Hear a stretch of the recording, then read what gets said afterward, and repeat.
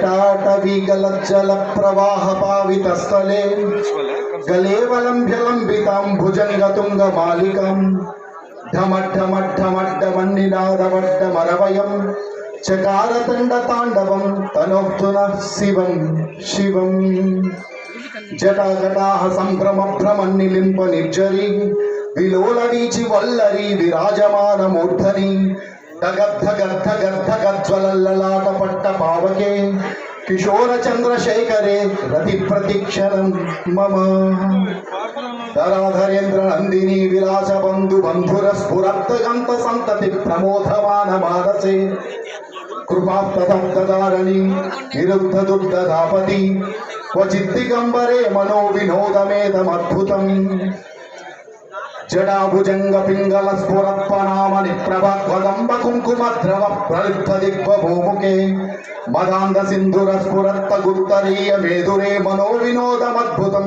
पिबत्त भूत भर्तरे ओम नमः शिवाय। లంకాధిపతి రావణ బ్రహ్మ రచించినటువంటి ఆ పరమేశ్వరుని ప్రసన్నం చేసుకోవడం కోసం సంస్కృత శ్లోకాన్ని శివతాండవంగా రచించినటువంటి అద్భుతమైన శ్లోకం ఇది. ఈ సమయంలో ఈ శ్లోకాన్ని మీకు ఆలపించడానికి గల కారణం, ప్రదోష కాలంలో సాయంకాల వేళ ఆ శివనామ స్మరణతో ఈ ప్రదేశం ఏదైతే ఉందో ఈ ప్రదేశం ప్రతికూలమైనటువంటి శక్తుల్ని పారద్రోలేటటువంటి మహామంత్రమై ఈ పురానికి శక్తినివ్వాలనే నేను ఈ శ్లోకాన్ని మీ ముందు ఆలపించాను. సరస పాండితీ భావంబు సారములర నృత్య సంగీత సాహిత్య శోభవలయ సత్కవుల హృదయాంబర విధులు ఆనంద తారకులు తలుపులీన రస భావ విధిలో ప్రేక్షకులు మనములు సంతరింప రసరాగ్రమున నాట్యమాడి అమ్మలు జన్న అమ్మ సరస్వతి అద్భుత వ్యాఖ్యాన శైలిన కొసగవమ్మ జ్ఞానశ్రీప్రద శారద అంటూ అమ్మకు మృక్యదన్ పలుకులమ్మకు మృక్యద సొములమ్మకు నమ్మిక మీద మృక్యద అనారథమున్ పతిదేహమందు భావంబుగా వెలుగుచుండెడి ఉమా సతికిమ్మరి మృక్యద సభాగ్రమ్మున వేదికలు వెలుగుచుండెడి ప్రాజ్ఞులకు రసజ్ఞులకు మాన్యులకు పూజ్యులకు పెద్దలకు రథ అతిరథ బాలలకు మనసార మృక్యదనంటూ ఉధృత తరంగ శైలీగత విన్యాసమై కమట కుంభగ్రహ గంభీరమై దిక్కుంభ కుంభీలవన పారావారమై సాంస్కృతిక చింతామణి నాటక ఆధ్యాత్మిక రస పరిమళమై పరిమళిస్తున్నటువంటి ఈనాటి ఈ కార్యక్రమానికి నన్ను ఆహ్వానించినందుకు ఎంతో మంగళకరంగా శ్రీకరంగా శుభకరంగా శోభస్కరంగా యశస్కరంగా ప్రీతివర్ధనమై విరాజిల్లుతూ నవోన్మేష చైతన్య మాలికగా పరిడమిల్లుతుందని నేను భావిస్తూ ఉన్నాను.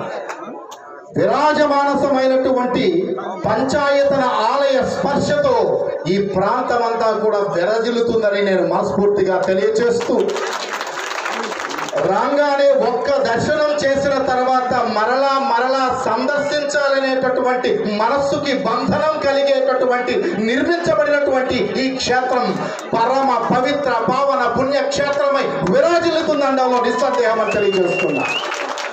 ఇంతటి చక్కనైనటువంటి పంచాయతన ఆలయం ఆదిత్యం అంబికం విష్ణుం గణనాథంచ మహేశ్వరం అంటారు.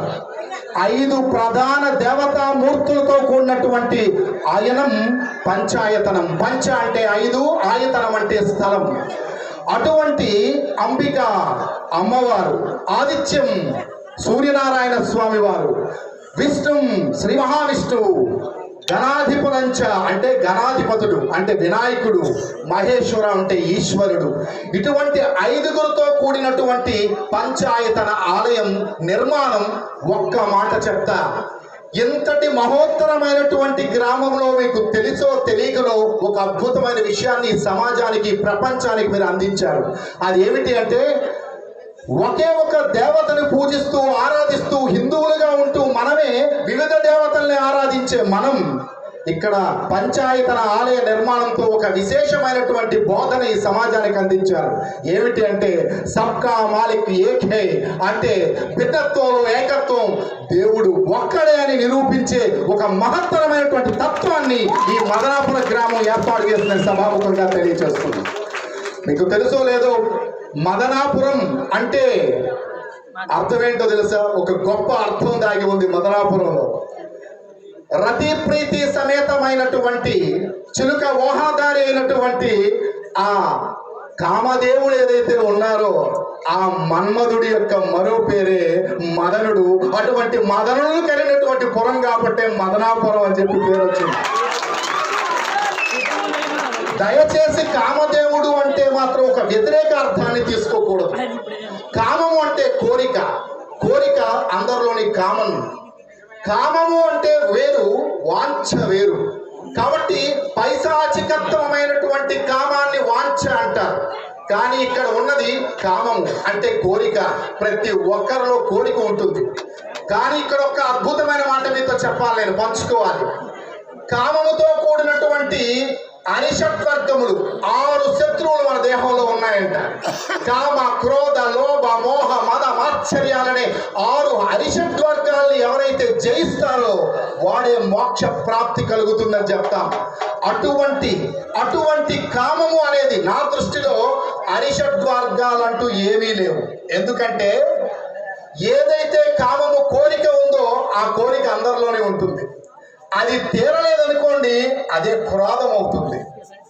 ఏదైతే ఆ కోరిక నాకే తీరాలనుకుంటామో అది కామ, క్రోధ, లోభం అవుతుంది. ఇది తీరకపోతే నేను బ్రతకలేను అని ఏదైతే అనుకుంటామో అది మోహం అవుతుంది.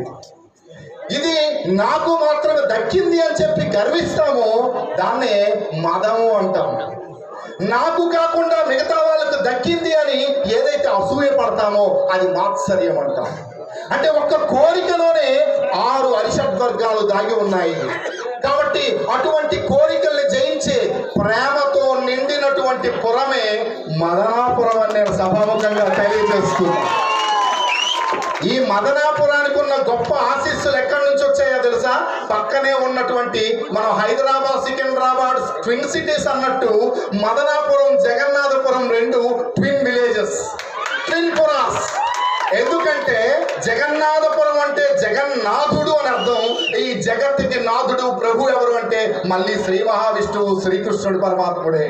అటువంటి మదనాపురంలో ఉన్న ప్రజలకి ఒక ఆశీస్సులు అందిస్తున్నటువంటి ఆ జగన్నాథుడిని కలిగినటువంటి మరో పురమే జగన్నాథపురం అని తెలియచేస్తూ, ఇంత చక్కనైనటువంటి పురాలతో విరాజిల్లుతున్నటువంటి, విరాజమానసంగా ముందుకు వెళ్తున్నటువంటి ప్రతి ఒక్కరికి కూడా అభినందనలు తెలియచేస్తూ ఉన్నాను. ఇక్కడ నాకు నచ్చిన విషయం, ఎప్పుడో మనం శంకర భగవత్పాదులు ఆ రోజు చెప్పారు, హిందూ మతంలో ఎన్నో రకాలైనటువంటి దైవత్వాల్లో వేరువేరుగా నేను ఈ యొక్క దేవుణ్ణి పూజిస్తాను, నేను ఈ దేవుణ్ణి పూజిస్తానని ఎన్నో మతాలుగా విభజిస్తూ ఉంటే ఆయన 6 మతాలే, దాన్నే ఐత్వం అంటారు. అటువంటి ఐత్వాన్ని చాటి చెప్పి ఈరోజు శివ కేశవ క్షేత్రంగా విరాజిల్లుతున్నటువంటి మహోత్తరమైనటువంటి పుణ్యక్షేత్రానికి నేను పూర్తిగా కూడా దార్జుడినవుతూ, మరి ఈ కార్యక్రమంలో మరొక ముఖ్యమైన విషయం ఏమిటి అంటే ఇది 9వ వార్షికోత్సవం. 9కి ఒక అద్భుతం ఉందండి. విశ్వావసునామ సంవత్సరానికి ఇష్టమైనటువంటి నెంబర్ ఏది అంటే 9 అండి. ఈశ్వరుడికి, పరమేశ్వరుడికి ఇష్టమైనటువంటి నెంబర్ 9 అండి. లక్ష్మీదేవికి ఇష్టమైనటువంటి నెంబర్ 9 అండి. అదే వచ్చిన నవగ్రహాలు 9, నవధాన్యాలు 9, నవనాడులు 9, నవ పోషణాలు 9.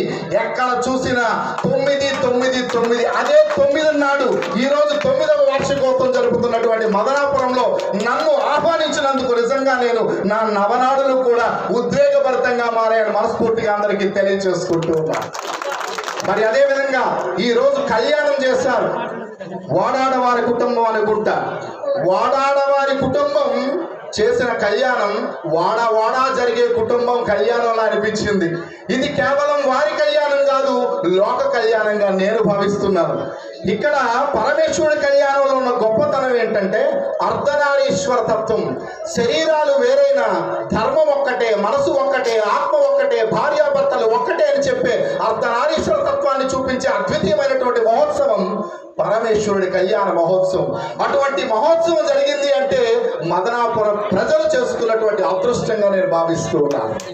ఇక చివరిగా, ఎందుకంటే చాలా టైం ఇప్పుడు మనం నాటకం కోసం మీతో పాటుగా నేను చాలా ఈగర్గా వెయిట్ చేస్తూ ఉన్నా కాబట్టి ఒక్క మాట చెప్పి ఇక్కడ ఒకటే చెప్తున్నా, దండపాణి కాలభైరవుల రక్షకులుగా గంగానది ఒడ్డున విరజిల్లుతున్నటువంటి జ్యోతిర్లింగ స్వరూపుడై అవిముక్త క్షేత్రమై ఈ విశ్వానికే పాలకుడైనటువంటి ఆ పరమేశ్వరుడు అవిముక్త క్షేత్రం ప్రళయకాలంలో ప్రళయ రుద్రుడై తన త్రిశూలంపై ఏ క్షేత్రాన్నైతే నిలబెట్టాడో ఆ క్షేత్రమే కాశీ విశ్వేశ్వర క్షేత్రం వారణాసి. మోదీ గారి సారథ్యంలో వారణాసిలో ఆ కాశీ విశ్వేశ్వర వైభవం, గోవింద్ గారి సారథ్యంలో మదనాపురంలో ఈ విశ్వేశ్వరుడు వైభవం నేను కనులారా చూసి దర్శించుకునే భాగ్యం నాకు కల్పించారు.